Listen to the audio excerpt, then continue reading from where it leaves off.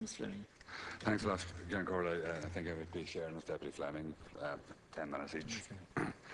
John Corley, if I may, just before I go into the body of the discussion in relation to the local government bill, I would like to just suggest to Deputy Maloney that maybe he should read the Library Service insight into localism and politics, which was published a couple of years ago, which actually contains very interesting information about single-seat constituencies and the amount of time that British MPs spend working on local issues, which is actually more than TDs do. And a survey that was done in 2002 before this even became into such focus. So I would say that the figures are probably more accurate, because I'm sure all TDs would be very wary now of saying that they spend any time on local issues, given the public perception of clientelism and parish pump politics, and the perception in Dublin that because you're from a rural area that you're only interested in parish pump and that as well. So I think it would be a very worthwhile read for you, Deputy Maloney, and it would shed some light on some of those figures. And I certainly would say that in my own case, I don't spend 80% of my time dealing with local authority issues. That's certainly the case.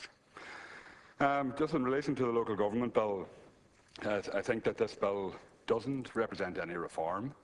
I think it's a measure to reduce costs in the long run and to increase indirectly costs on people in local council areas, and I think that's the real purpose of this bill. If we were talking about political reform, we would be looking at models of where local authorities work and where local representation actually does work. And right across Europe, there's very well-formed formats of local government in every country in Europe. I mean, if we look at in France, there's 1,500 people per average in a local government unit. And in Denmark and the Scandinavian countries, they have very effective local government. And the difference is that they have local government that has real powers. They have local government that has the ability to raise funding at a local level. And then for example, in Denmark, I think 30% of taxation actually goes into local authorities. And local authorities decide on the spending of that. And that's why I think that this bill has nothing to do with reform. It doesn't provide any reform, and if the only reform it does provide is going in the wrong direction.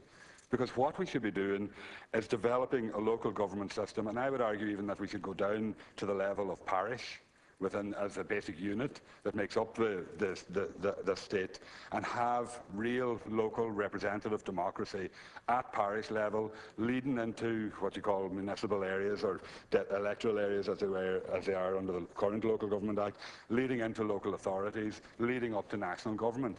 And then we might have some real change and some real reform take place in our state. And I think that'll be probably one of the big legacies and the failures, that there was no attempt at real reform by any government in relation to local authorities. Because what this bill will do, it'll just continue the exact same system that we have now at the moment, where the manager has all the power and where the councillors are in effect the opposition. Except you get the charade that I saw in Donegal County Council for 12 years, where the largest party, most of the time it was Fianna Fáil, had this charade of making it look like that they were in control of the council. And all it was that they were cozying up to the manager to get their pet projects dealt with by the manager, and making it look like that they were providing for the smooth running of the council, when in effect councillors have no say. The county manager actually directs the policy, he directs the finances, and he directs the total operation of local government. If we were really reforming local government, even at the limited level that we have in this country, what we should be doing is bringing direct political accountability to local authorities, and let it operate along the same system, even dysfunctionally as this stall is, but it would bring real accountability if we had a political majority in local authorities that actually controlled the local authorities, and work in tandem with the management and have political accountability there, rather than have the charade that we have in every local authority in the country as it is at the moment. And that I think would contribute to bringing some change and bringing some real differences. But to enable you to do that, you would also have to allow local authorities to have the ability to actually raise some funding in their own areas, or make a portion of the national tax take available to them, that they have real discretion in spending, and that they can devise policies and spending spending policies for the benefit, as they see it, of their counties. Of course, you would have to have oversight and you'd have to have audit to make sure that money was being spent properly and people were being held to account. And local authorities and local politicians were being held to account too if they were misspending the money or not directing funding towards areas in greatest need. But that would be real change, and that would be real accountability that we could see. But we're not getting this in this Act. Basically, we're getting changing the name of a county manager to a CEO, which won't make any real difference to the operation of his functions. We're seeing tinkering around the edges, the abolition of the town councils, which I think is a retrograde step. Now, obviously, a lot of the town councils and town commissioners, particularly town commissioners, didn't have any power, so that you would have to question how they functioned or whether they function now at all. But if we had real local government reform, those units could have real local powers and be able to deliver local services into their areas.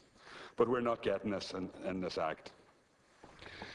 I think there is one thing I would agree with probably in the Act, and that is the abolition of the Section 140 in planning matters, because I think that is worthwhile, because I saw it in my time in Donegal County Council that it was basically on who you had political sway with, whether you got to a Section 140 or a Section 4, as it was known as for the first few years.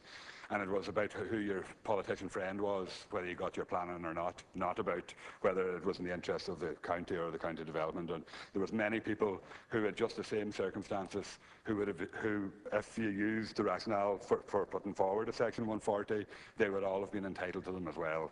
So I think that is worthwhile that that's removed, and it makes perfect sense. I think the bill provides as well for a system where 50% of the rates will be payable on empty buildings.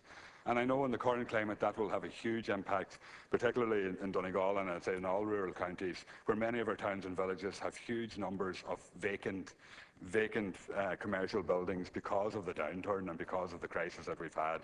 But what this will do is make them have to pay 50% of the rate that is levied on them, and I think that will only put people into even more difficulty. But what it is a backdoor way of raising additional taxes on local authorities and giving extra funding to local authorities, which every cent that will be raised from it will be taken away from national government. And so this is what the impact is going to have of this bill, and I think that's going to be a very retrograde step. I think overall this legislation, it's a waste of time. It's a waste of time here in the Dáil to be debating it, because it doesn't give any reform. It doesn't give any change. It will make no difference to local authorities across the country, except increase numbers. In Donegal will increase by an extra 8 councillors in Donegal. That's the only difference it's going to make, and abolishing the town councils.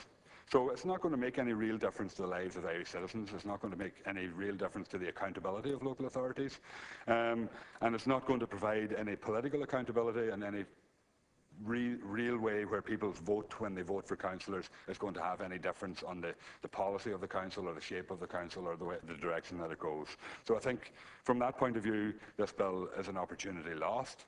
And it's just a pity that we don't see real reform. And unfortunately, we've seen this government's idea of reform as being the abolition of the Seanad and tinkering at the edges in relation to the Dáil, while maintaining their stranglehold of control of the executive has on the Dáil. And they're going to maintain the stranglehold that central government has on local authorities into the future as well.